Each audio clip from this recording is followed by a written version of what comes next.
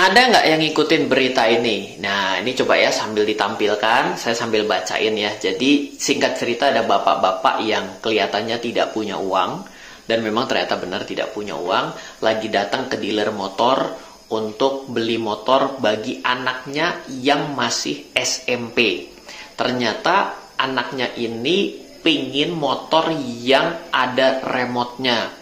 Dan harganya 20 jutaan yang ada remote-nya, yang mereknya Scoopy. Terus bapaknya lemes karena uangnya nggak cukup, karena uangnya cuma 7 jutaan.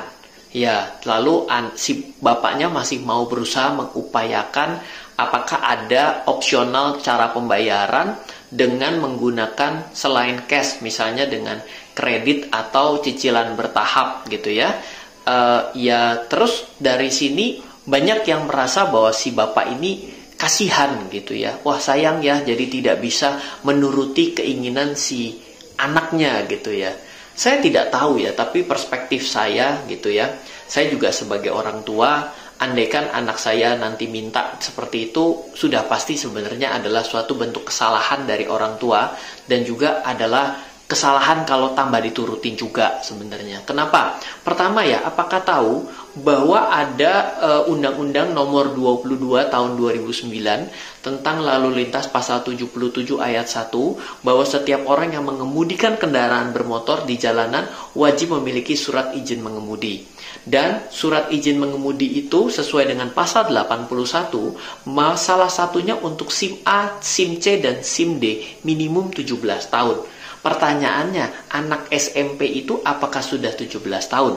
Kalau sudah, berarti itu anak memang banyak sekali tidak naik kelas. Berarti mungkin terlalu sering untuk kegiatan di luar. Jadi menurut saya tidak tepat bila kita berusaha, saya sebagai orang tua, kita itu sayang sama anak. Tapi tidak bisa semua hal yang anak minta kita turutin.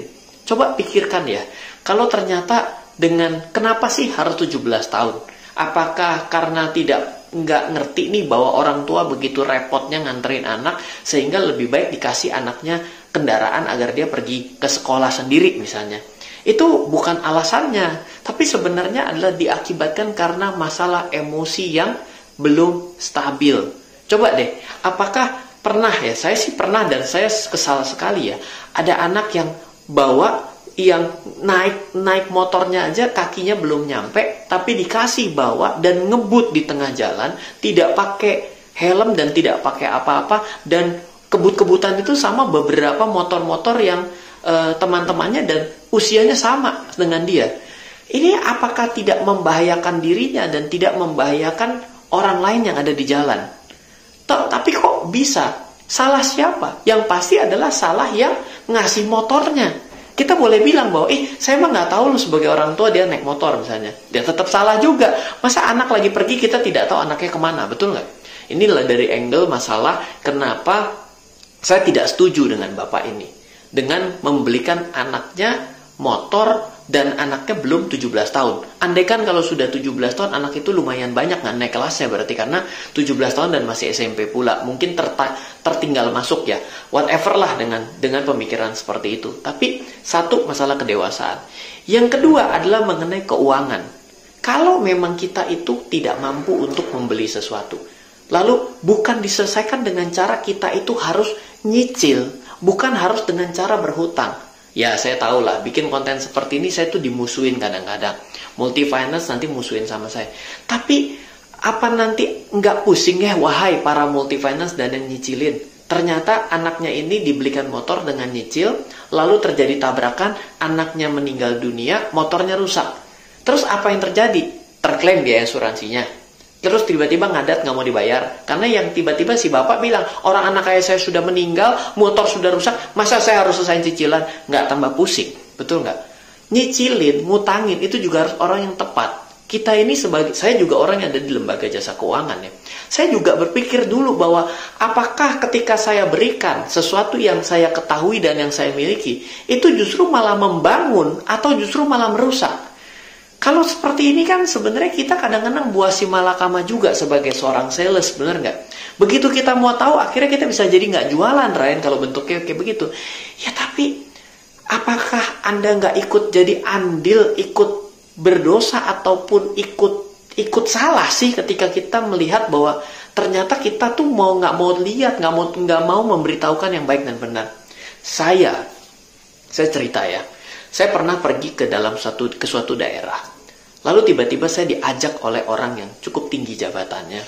Dia maksa sekali untuk makan malam sama saya turutin. Alhasil apa? Dia tuh tanya, Ryan, saya itu sebenarnya perlu investasi bagaimana? Saya tanya, Pak, Bapak perlunya apa saja? Apakah keuangan Bapak sudah cukup? Apakah aset yang Bapak miliki pada saat ini sudah menghasilkan pendapatan yang cukup buat Bapak? Jawabannya cukup semua. Lalu saya bilang, Pak, Bapak tidak perlu pergi kemana-mana. Apa yang Bapak investasikan sudah tepat. Loh, Mas Ryan, tapi kan Mas Ryan ini ngomongin tadi mengenai saham. Kok tidak nyuruh saya beli saham? Loh, Pak, kalau orang tidak perlu, ngapain harus kita suruh untuk beli? Loh, bukannya berarti saham itu jelek sehingga Ryan tidak mau saranin saya? Nggak begitu. Ya dong. Kenapa? Loh, apakah kita itu selalu harus membeli semua produk? Nggak perlu juga dong. Selama kita itu sudah cukup. Bener nggak sih? Nah, jadi ini adalah sesuatu yang terjadi. Saya bicara mengenai investasi. Saya bicara mengenai cryptocurrency. Saya berbicara mengenai forex. Saya bisa bicara mengenai saham. Apakah semuanya itu wajib untuk Anda miliki? Ya nggak usah juga, selama Anda tahu bahwa itu enggak. Saya yang ini yang pas. Ryan ngomongin ini itu bukan untuk saya. Ryan ngomongin ini yang untuk saya. Ya kenapa nggak seperti itu? Kita harus bisa memilah menjadi orang yang smart. Ya, tapi pada akhirnya Bapak ini mungkin ya kelihatan juga dari fotonya ya. Saya mohon maaf ya. Tapi kita harus coba bisa bagaimana caranya untuk memperbaiki generasi selanjutnya. Jangan ikut-ikutan merusak generasi selanjutnya. Kalau kita merasa bahwa pendidikan di keluarga kita tidak cukup, ya carilah keluarga yang lain untuk bisa membuat pendidikannya jadi cukup. Ya, Robert Kiyosaki memberikan contoh yang bagus, Rich Dad dan Poor Dad. Kalau memang dari ayah miskin kita tidak bisa, wah kenapa kita tidak belajar dari ayah kaya ya? Kita yang lain, kita diangkat oleh orang lain juga nggak apa-apa. Belajar itu tidak perlu serta-merta harus dari keluarga juga. So, kalau saya tidak setuju dengan cara membeli yang salah, maka kita akan salah lebih banyak lagi. Dan yang kedua, dengan cara diberikan kepada orang yang tidak tepat, maka kita sedang menjerumuskan orang tersebut juga, yang mana adalah anak yang kita sayangi. Ya kecuali kita sudah tidak sayang ya. Tapi kok masa nggak sayang tapi dibelikan barang yang mahal, 20 juta dengan uang 7 juta itu barang yang menjadi sangat mewah loh. Seperti itu. So, ya semoga kita semua bisa menjadi orang tua yang baik, mengajarkan kepada generasi selanjutnya jauh lebih baik lagi, karena tangan kita lah yang membuat anak-anak kita bisa menjadi lebih baik dan bisa untuk mengharumkan nama bangsa dan Republik Indonesia. Semoga selalu bermanfaat. Dari saya, Ryan Filbert, salam investasi untuk Indonesia.